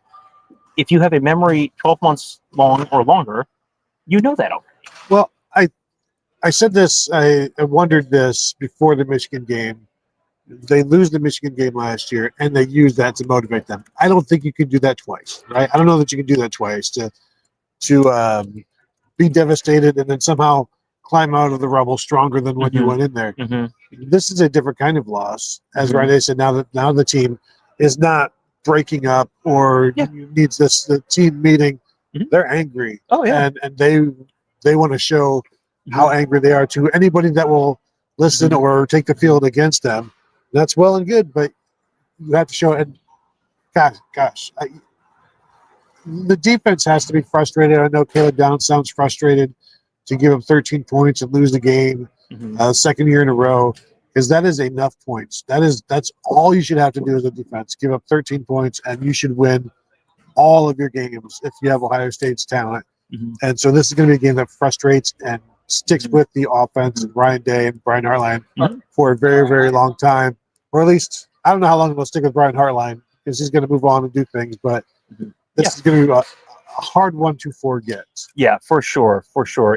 But it's one that also, the Michigan game last year, everyone was absolutely crushed, absolutely devastated, and then you get to Tennessee, and about halftime of the Tennessee game, I think the Michigan game had been, and certainly you get to the Rose Bowl, and it's 34-0 in the second quarter of the Rose Bowl, and no one's saying, well, I'm still mad. Like everyone is back in wee mode. And if they go down to the presumably the Orange Bowl, and they do to Ole Miss what they did to Tennessee last year, and then you've got Georgia coming up, and that would be in the Fiesta Bowl. Ohio State now on the Fiesta Bowl track, because Indiana goes to the Rose Bowl, and because Indiana is closer to the Peach Bowl than the Fiesta Bowl, Indiana as the number 1 seed would then be on the track to go play in the Peach Bowl. So Indiana is Rose Bowl, Peach Bowl, Miami for the national championship. Ohio State is almost certainly going to be Orange Bowl, Fiesta Bowl, back to Miami for the national championship. Tony, we get to go be in Miami Gardens twice, potentially in the span of a month. It is by far the worst of all of the stadiums in the whole New Year's 6 situation. Worst venue, least appealing. It's SeaWorld aqua green and cement. Yeah. If that's your, no offense to anybody that has it as their living room, I'm sorry. It's it's all the stuff that we said earlier to Indiana fans. And again, if you're just joining us, go to the Rose Bowl. Don't say maybe I'll wait for it. Go to the Rose Bowl. We've been to all these. Go to the Rose Bowl. I'm not saying well, you should think, if you have the money to do this, go to the Rose Bowl. You will go there and you will thank me later. I will pull up one of the videos that I shot there last year, and it's just, and I'll tweet it out later. Go to the Rose Bowl. I have a buddy of mine who is an Indiana grad, and I said earlier in this week, I'm going to be mad at you if you don't go to the Rose Bowl. I'm going to be very angry with you if you don't go to the Rose Bowl. Go to the Rose Bowl. All you've got is PTO time left. Use it. Well, it's not cheap. And if you don't have the money, you don't have the money. I get it. You have spent your entire life watching the Rose Bowl on New Year's Day and thinking, well, do you think? Well, I don't know. Maybe is there like the battle for Atlantis or something? I don't know. But maybe they're watching some kind of college basketball. I don't know. But now Indiana fans have figured out, college football is actually better and more fun than college basketball. So great. Now you don't need to worry about the fact that your basketball team has been terrible for 25 years. Now you can just enjoy football. Yeah. Go to the Rose Bowl. I'm not suggesting this. I'm telling you to go to the Rose Bowl.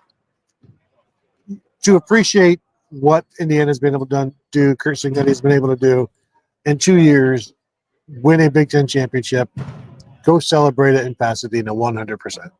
Yeah. Okay. So we have a couple things that I want to get to. Let's start with Luke Montgomery. We got a chance to talk to Luke Montgomery a little bit after the game. I hope you guys can hear this. It was a huge group of people, and I was a little further back.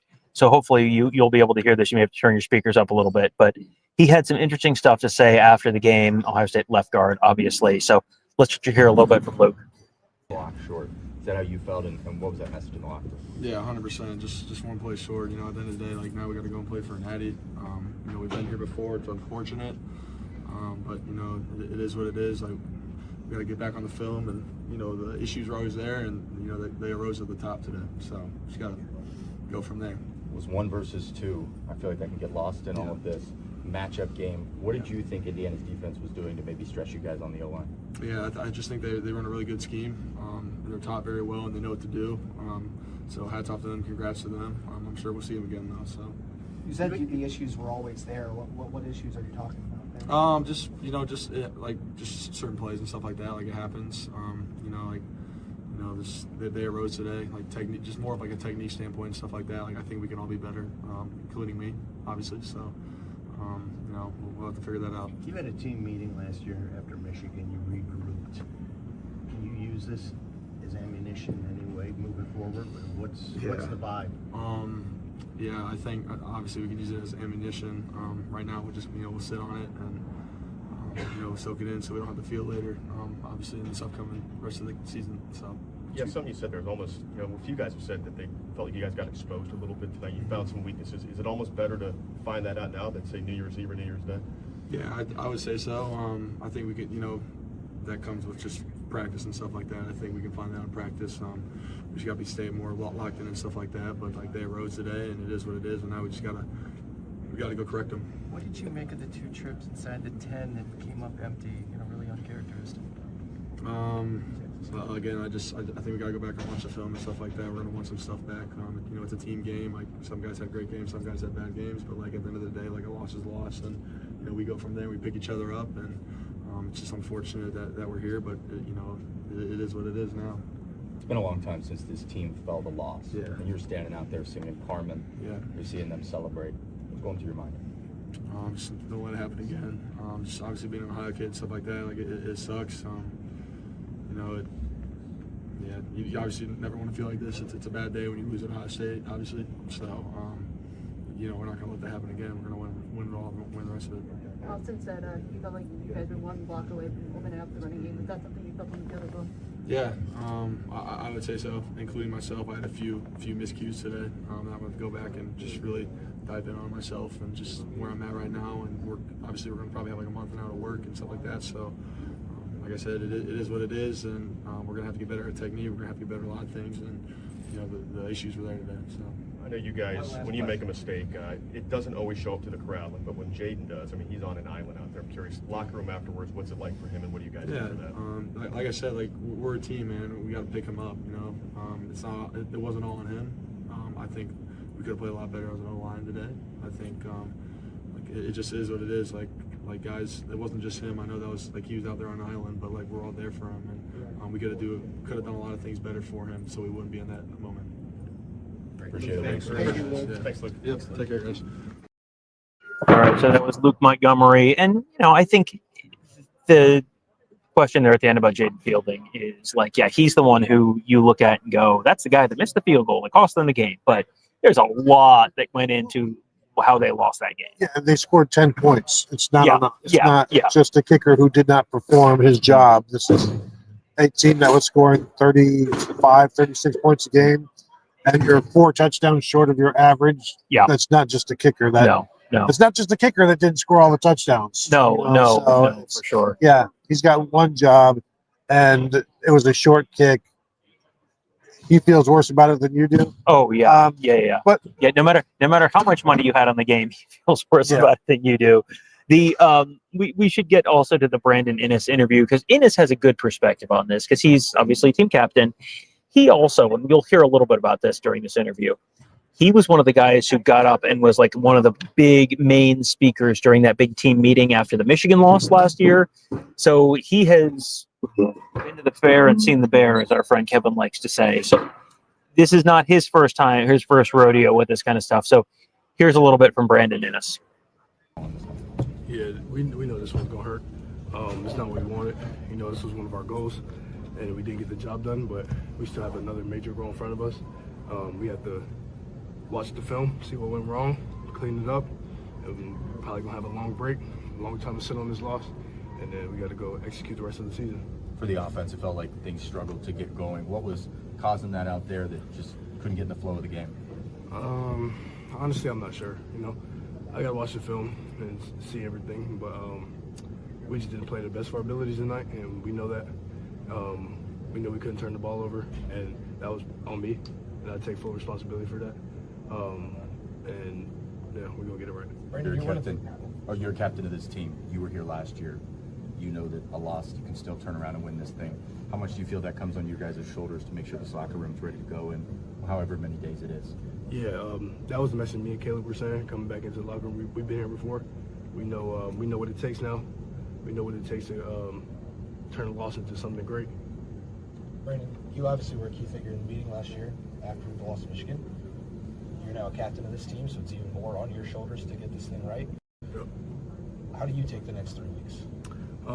Identify the things that went wrong. First of all, watch the film, identify all the things that went wrong, and then go put 3 great weeks of practice in, and then get back on the field and execute to the best of our abilities. Only 1 touchdown in the red zone tonight. What do you think it is maybe in the red zone that's tripped you guys up sometimes this year?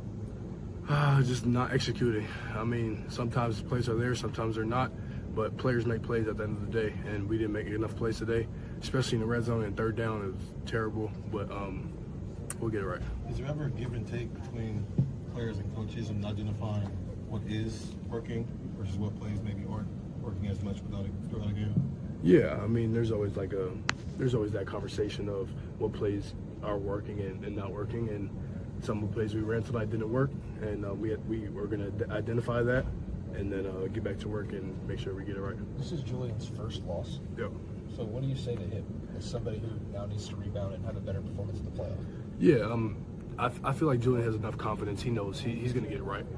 This isn't only all on him. We're a team, and we got his back, and that's just what a team does, and he's going to get right. I know. What will be your message to Jaden Fielding? Yeah, I told him right after. I thought we were going to have an opportunity to go win the game at the end, but it didn't turn out that way. But at the end of the day, we say all 10 units have to do their job, and that's just something we have to clean up as well.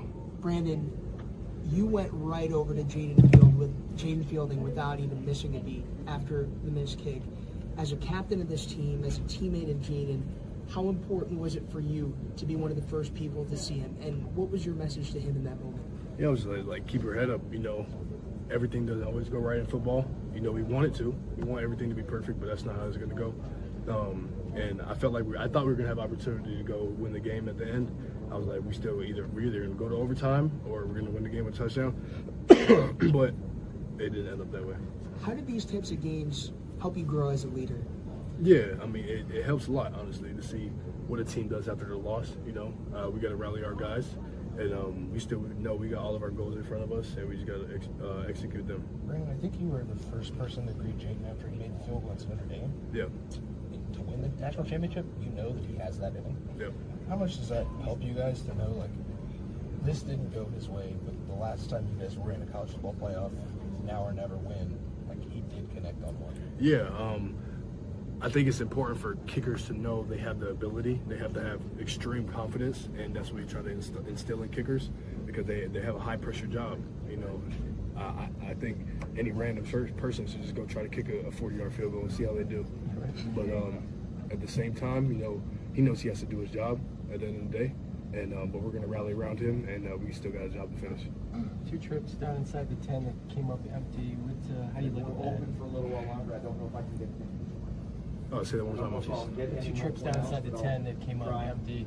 Just, are you shocked that even happened?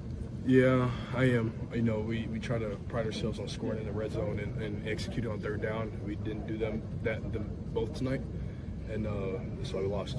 Brandon, Austin Saravo just said that last year, the week after the Michigan game, they had that mentality that allowed them to continue to push through and do what you guys did.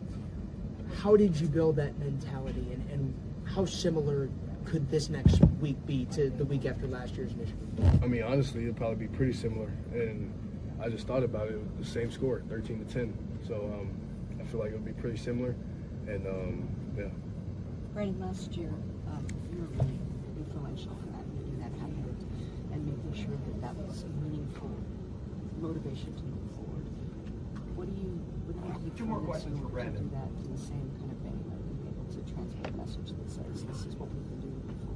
Yeah, just because we did it last year doesn't mean we could do it again necessarily, but we have to go do it. We have to go do it on the field. We have to execute right. I mean, when the defense holds a team to 13 points, we can't score more than 13 points. At the end of the day, that's the offense's fault. We know that, and we're going to clean everything up and get it right. Appreciate it.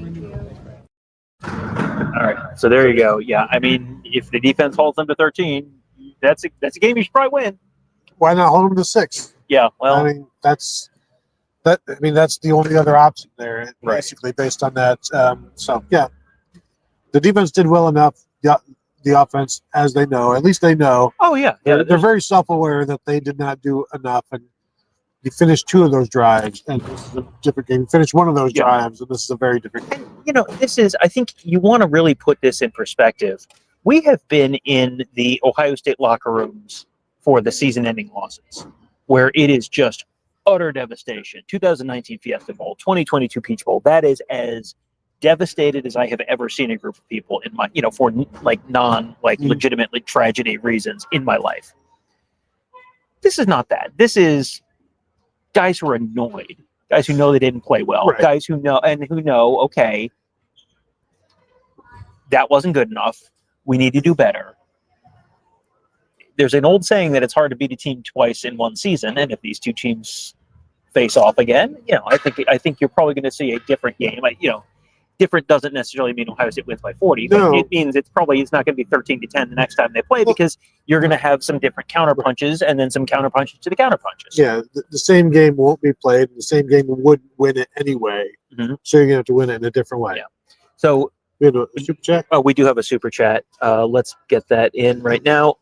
Murphy Serafino says, only time I wouldn't want to play in this playoff is Georgia. Well, Ohio State won the right to play Georgia in the semifinals now. Very, very likely. We don't know. We won't know for sure until Sunday at noon, and we'll get to that in a minute. But you're now likely going to have to play Georgia in the semifinals, not in the final. However, if you're playing, you're not number one, so then you're not going to be fed into the Peach Bowl. So now you're not playing Georgia in Atlanta. Now you're probably playing Georgia in Phoenix, which, okay, that's a very different thing than the setting where Ohio State played Georgia the last time. So that's, if you're looking for something to feel good about, that's something to feel good about. So there you go. So tomorrow. Yes. Tomorrow. So Saturday, Saturday's today. No, actually it's Sunday. Today. Sunday is now today. Someone who does a show that does this every day, you would think would understand this at this point, but no. So it's now Sunday. We are going to wrap things up here at some point soonish, and then head back to our hotel and then get up in the morning and drive back to Columbus, Ohio. And we will, we're going to try and do something live, like an instant reaction show of some kind for the college football playoff rankings reveal. That'll happen at noon. So look for that at noon. We're supposed to be talking to the Buckeyes. That's supposed to be around 1:30 in the afternoon. Get some reaction from them. We'll try and get those interviews streamed for you there. And then we'll sort of, then you'll sort of have your, and you'll know what's next is at that point. But regardless, Ohio State, unless the committee does something absolutely wild, Ohio State is still 3 wins away from a national championship right now. And guess what? Indiana is 3 wins away from the national championship right now. So, this is a game that Indiana won. They get the championship. They get the trophy. Mm-hmm. They're gonna have a fellow who probably gets to pick up another trophy in New York next week, and then after that, then it's a race to win 3 games to win the national championship. And we have seen Ohio State turn the page in a situation very similar to this a year ago and do it with great success. Right. They've been able to do it before. They know how to do it. They know it can be done. I think is the big thing there. So that will do it from here. We want to thank you all for tuning in. Thank you for the super chats, regular chats, all those good things. Hit the thumbs up if you've not yet done so. Subscribe to the channel if you've not yet done so. Subscribe to BuckeyeHuddle.com. Say hello to us there on the Buckeye Huddle message board presented by Jeff Ruby's Columbus. Would love to talk to you there. So that will do it from here. Thank you all for tuning in, and we will talk to you all later.